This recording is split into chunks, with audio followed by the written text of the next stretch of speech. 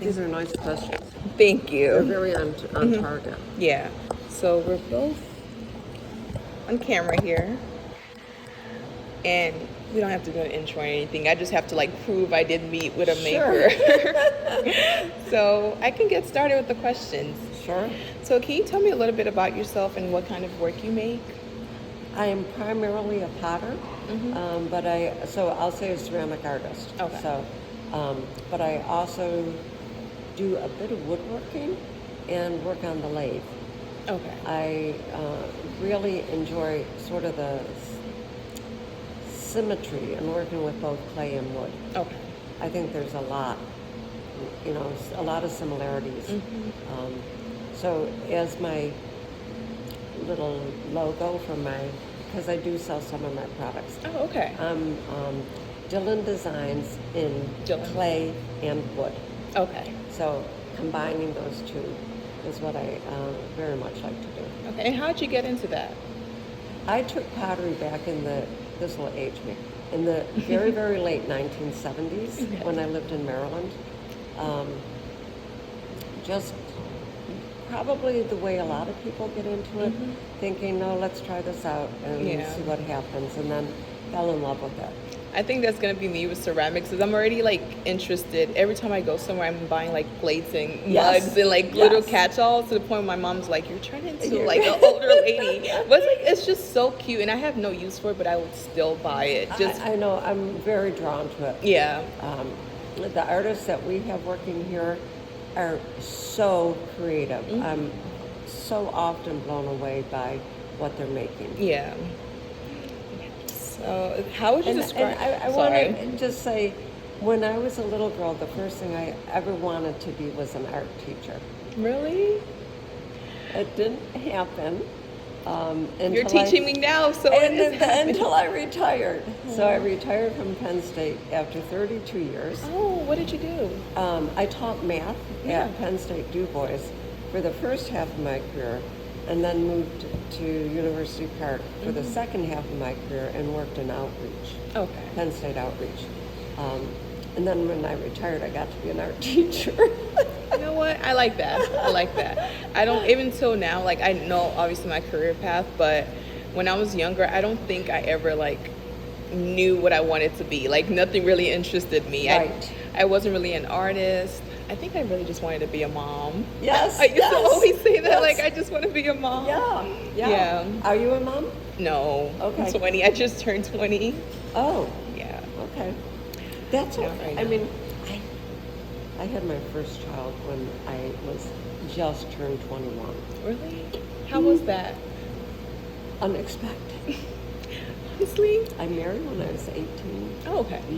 I was married, so everyone was like, well, this is okay. But I had yeah. No way. So when you Kudos to said you. that you're just 20, I'm like, yeah, well, I've been there.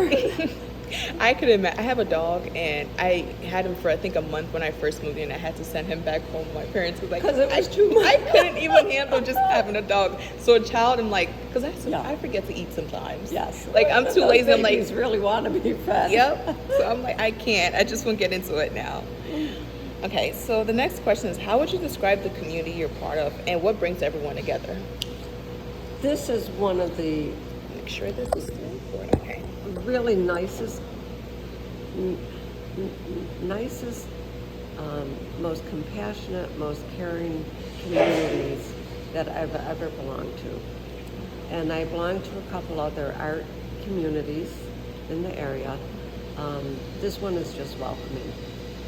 One thing I especially enjoy here, I'm in my 70s, very early 70s. You do not look it. Very early 70s. But no one treats me any differently because they perceive me as being old or not able to learn new stuff, which I'm always learning here. I love the diversity that we have here. I love having college students here. I love the opportunity to teach middle school camps, which we do in the summer. And it's a very, very warm, welcoming space. Okay. Well, that's nice. I can't wait to be part of it next semester. Hopefully, I Yes. get a chance to. Okay. How often do members meet or connect with one another? Well, we have two different membership levels. The less expensive one allows members to use the space that they've been cleared on Thursdays through Sundays from noon until 8 p.m. Okay. The next level, the second level of membership, gives you access every day of the week from 12 to 8 p.m. So it's a Monday today, and we have people working here, and they would be what we label a Maker Plus member. And there's benefits with both. The Maker Plus gives you additional time. It gives you additional materials to work with. It gives you more space to work. So yeah. Oh, that's nice. Okay. How do new people usually find out about this group? That's a great question, and we wish we knew the answer. I found it on Instagram. Oh, good. Yeah. Good. Well, that's an answer I'll pass on to our media specialist. Too often, we are hearing people say, "Oh, I didn't know you existed." Yes, like, I've driven past the Rivet so many times. I think I get confused with Discovery Space, and I thought it was a daycare. And then So we are Discovery Space and the Rivet. Okay. We are one organization.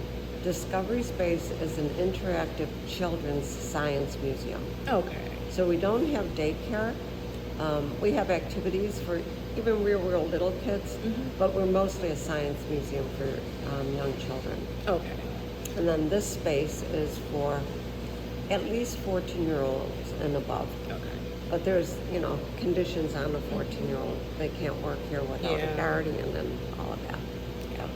That's understandable. So anyway, I'd love to know how people find out about the place. I found on Instagram because I think for me, because I'm from Chicago, I think State College is like a little bit smaller, so it's harder to like. A little bit. I remember I didn't do a visit before I came to Penn State. My first day of class was actually my first day ever on campus, and I was wow, this is very. I was shocked. Yeah. It took me a while. I was like, oh, well, I guess I know all the streets now. Coming from Chicago, I'm like, I still don't know my way around back home with driving. I'm like, oh, it didn't take me that long to figure it out here. Yeah. So do you just laugh when people complain about traffic here? Yeah, I do. Yeah. I do. It's like, no, this is not a traffic jam. Yeah. I'm like, I live an hour away from the O'Hare Airport, and you literally have to leave 2 to 3 hours before. And if you have an international flight, you have to leave 5 hours before, because you don't know. They're always doing construction. It never ends. It never ends. I think since I moved, I'm from Nigeria. Since I moved here, I forgot what I-94, I-95 never stopped construction. I'm like, what are we fixing? Yeah, What are we fixing? Okay. So what kind of communication do you use to keep the group connected? To keep the community? We use a lot of social media. We're on Facebook, we're on Instagram, we're on other platforms that I am probably not aware of. A little bit. You got all of them. All right. We do a weekly newsletter. We really have to keep our members informed because we're updating things so frequently. Not only are we updating our classes, new classes start in 2 weeks, come and get registered, but we update the space a lot. Okay. So in February, we completely flipped the space around. Okay. The ceramic studio happened down here. Some of the electronics were in the other room. And we just like this. Are we good? Yeah, we're good. Okay. In order to make this space work better for us, we decided to do a major overhaul. Okay. So we really needed to be telling our members that we're going to be closed for 6 days. But on a weekly, we have weekly newsletters that go out to members. Lots to inform them about. Yeah, I remember seeing the first post. It was about ceramics. I didn't know you needed a membership, so I came in just oh yes, ready to learn, Right, and then right. she did let me know. Right. I think is her name Victoria. Victoria. Yeah, Yes. Victoria. Yeah. I think it's spelled different. I didn't want to It's say very it wrong. different. Yeah. I forget where. She went and visited Lithuanian, I think, is Okay. the spelling.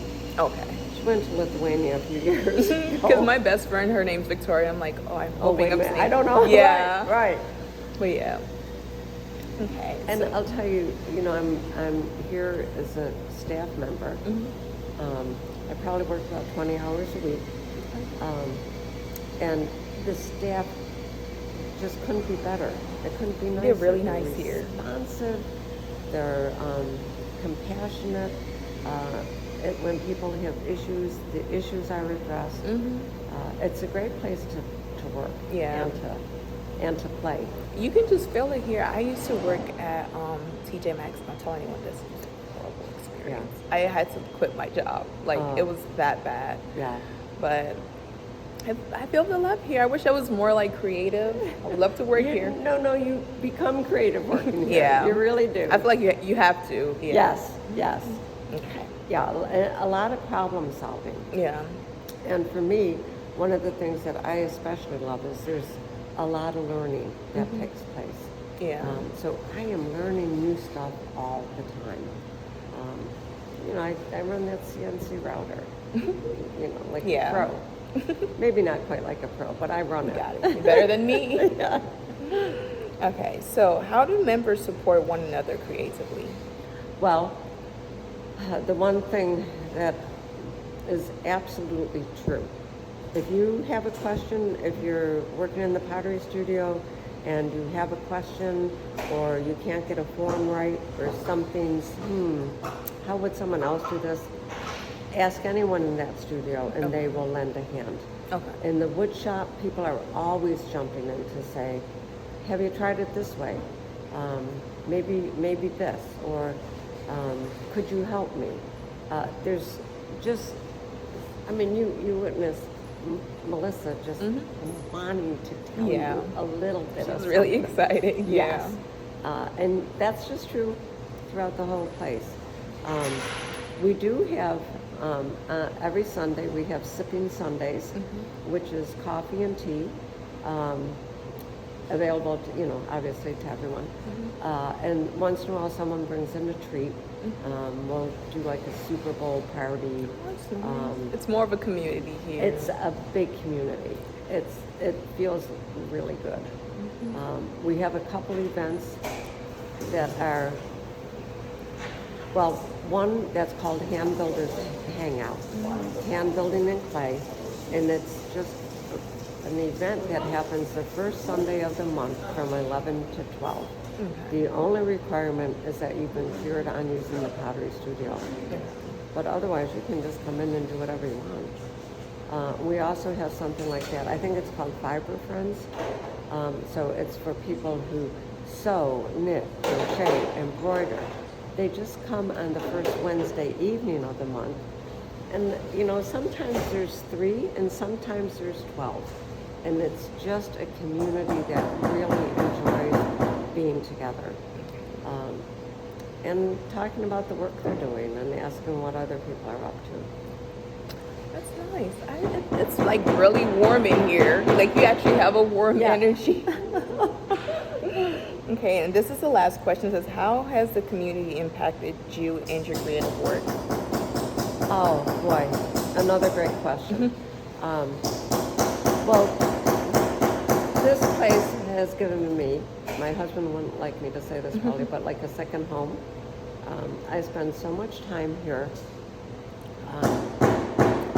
After retirement, when people retire, there's a little bit of emptiness. I already belong to a pottery studio, the Potter's Guild in Lamont. But I was really looking for more. I was looking for something to do. And I happened to find this place. The Rivet did a soft opening I retired in 2017. The Rivet did a soft opening in November 2019. Then 2020 happened. So in March 2020, the place was closed for at least a year, I'd say. But when it reopened and I came over to volunteer, then I was pretty quickly asked, do you want to teach? Would you teach? So I got involved in teaching, and then now I feel like I have a lot to contribute, and I feel like the rivet makes me feel that way. So it's fabulous for me. That's And I don't know if I really answered that specific Oh, question. you did. When you said something about retirement, I know my grandma, we had to force her to retire. She lives in Nigeria, and that lady never sits down. Yeah. She never sits Yeah. down. So when she retired, we're like, we can support you financially. Just like Yes. sit down. Yes. And she literally started, she has a big garden in her backyard. We had to start giving her projects to do instead Yeah. of just like, because she doesn't want to sit in the house. Right, right. And I understand, like, No, exactly. I couldn't do it. Yeah. I just couldn't. And because you're in health and human development, you might already know this fact, but learning new tasks, that's one of the things that medical research has found will help ward off dementia. yeah. So it's, You have to be constantly have to- doing something, yeah. learning things. learning. It's not just doing what I already knew. Yeah. So the fact that I have this space, that I'm learning stuff all the time. Yeah. When I started here, I didn't know how to use the embroidery machine. Now I teach the clearance class on it. Laser cutter, I teach the clearance class on that. I didn't even know what a laser cutter was until I started here. Yeah. So it's helped me in so many more ways than I can probably put into words. Well, I'm happy you found that after retirement, because it's hard for some people. It's hard Yes. for my grandma. It- We're still yes. we're constantly finding projects for her to Yes. do. So Yeah. Well, thank you so much for answering you're your questions. so welcome. When did you